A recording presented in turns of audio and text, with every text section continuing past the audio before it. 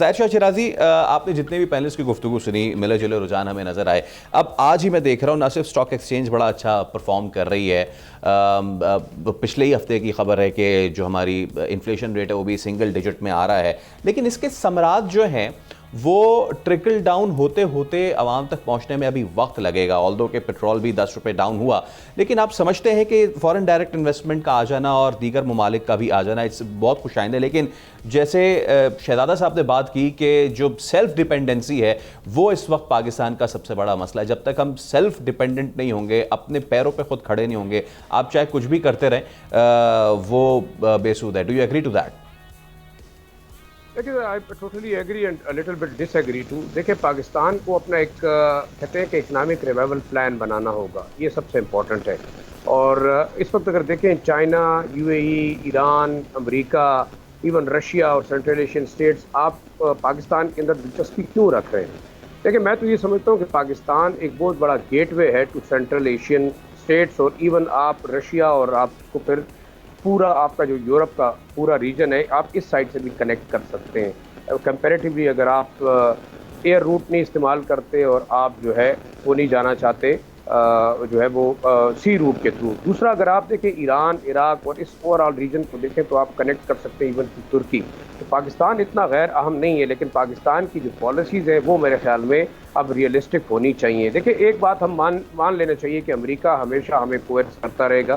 وہ ہمیں وار on terror کے اندر بھی کوئرس کرتا رہا، ہمارا لینڈ روٹ استعمال ہوا، ہمارا ایئر اسپیس استعمال ہوئی، لیکن اس کا ریٹرن ہمیں کچھ نہیں ملا. اگر یہ جنگ کسی دوسرے ملک میں ہوتی تو میرے خیال میں اربوں خربوں ڈالرز ہم صرف اپنی ایئر اسپیس کے اور اپنے لینڈ روٹ استعمال کرنے کے ان سے کما سکتے تھے اس وار آن ٹیرر کے دوران. لیکن الٹا ہم نے تقریباً 1 لاکھ کے قریب جانیں گنوائیں اور ہمیں آخر میں اکنامک ڈیزاسٹر ملا. افغانستان کی طرح ایک ایسا ملک ملا جو کہ آل دا ٹائم ہمارے لیے ایک بہت بڑا درد سر بنا ہوا ہے. اب بات کرتے ہیں اکانومی کی. دیکھیں، پاکستان اس وقت بڑی اچھی پوزیشن میں کہ وہ چائنا اور امریکہ دونوں کے ساتھ ٹیکٹفلی ڈیل کر سکتا ہے، اور جیسے رشیا کے ساتھ ہماری بات چیت چل رہی ہے. دوسرا، ایران کو ہم کیوں نہیں انگیج کرتے؟ اگر امریکنز ہمارے اوپر ایک لحاظ سے ٹف پالیسیز کے ساتھ آتے ہیں، ہمیں IMF کے تھرو کوئرس کرتے ہیں، ہمیں وہ گیگ ان کرنے کی کوشش کرتے ہیں، اپنی شرائط منواتے ہیں، تو دوسرا آپشن ہمارے پاس دیکھیں بہت بڑا گوادر، سی پیک اور BRI، یہ ایک ایسا پروجیکٹ ہے جس کے بدلے ہم دونوں ممالک سے بڑی حد تک جو ہے وہ ڈیل کر سکتے ہیں.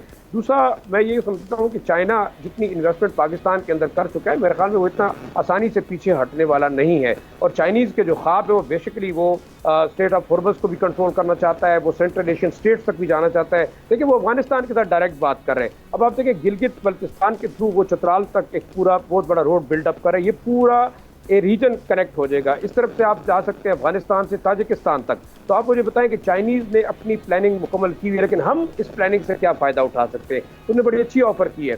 دوسرا، یہ سب سے امپورٹنٹ چیز دیکھتے ہیں، آپ اگر یہاں آئیں ہمارے تورخم بارڈر کے اوپر یا ہمارے جتنے افغانستان کی طرف سے گیٹ ویز ہیں، چاہے وہ خرلاچی ہے، چاہے وہ غلام خان ہے، آپ وہاں پہ اس وقت میں خاص طور پر تورخم کراسنگ پوائنٹ کی بات کروں گا، جہاں بہت بڑے بڑے گیٹس کے اوپر رشین زبان میں ٹریڈرز کو ویلکم کیا جا رہا ہے. آپ باقاعدہ دیکھیں گے کہ انگریزی، اردو کے ساتھ ساتھ رشین زبانوں میں باقاعدہ لکھا ہوا ہے کہ پاکستان کے اندر داخلہ کیا ہے، اسلام آباد کتنا دور ہے. تو اس کا مطلب کہ ہم جو روڈ اسٹرکچر بنا رہے ہیں اس کے اندر ہماری نظر ہے سینٹرل ایشین اسٹیٹس میں. تو میں یہ سمجھتا ہوں کہ پاکستان اس وقت اگر اپنا ٹلٹ رکھے toward central Asian states, toward Russia, toward China, تو ایک بہت بڑا اکنامک بوم اس ریجن کے اندر آ رہا ہے. اور اس کی بڑی وجہ یہ ہے کہ یہ ممالک ہمارے قریب ہے، لیکن اس میں سب سے امپورٹنٹ ہمارا افغانستان کے ساتھ معاملات ٹھیک کرنا ہے. اور دوسرا دیکھیں، ہماری انرجی کرائسس، ایران ہمیں بہت زیادہ ہیلپ آؤٹ کر سکتا ہے. بالکل چائنیز انویسٹ کر رہے ہیں پاکستان کے اندر، گوادر میں بھی کر رہے ہیں، وہ روڈز میں بھی کر رہے ہیں، لیکن چائنیز ہر چیز کی مانگتے ہیں ساورن گارنٹیز. اور ہمیں 20 30 40 50 سال بعد یہ خطرہ محسوس ہوگا کہیں چائنیز آدھے سے زیادہ پاکستان پہ قابض نہ ہو جائیں. اب آپ دیکھیں گوادر کی ہم بات کرتے ہیں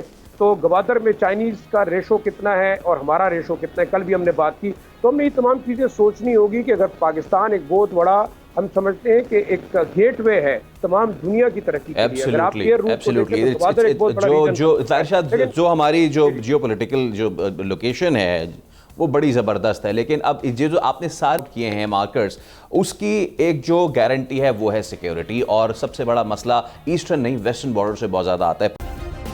سبسکرائب کریں اور بیل دبائیں تاکہ کوئی خبر رہ نہ جائے.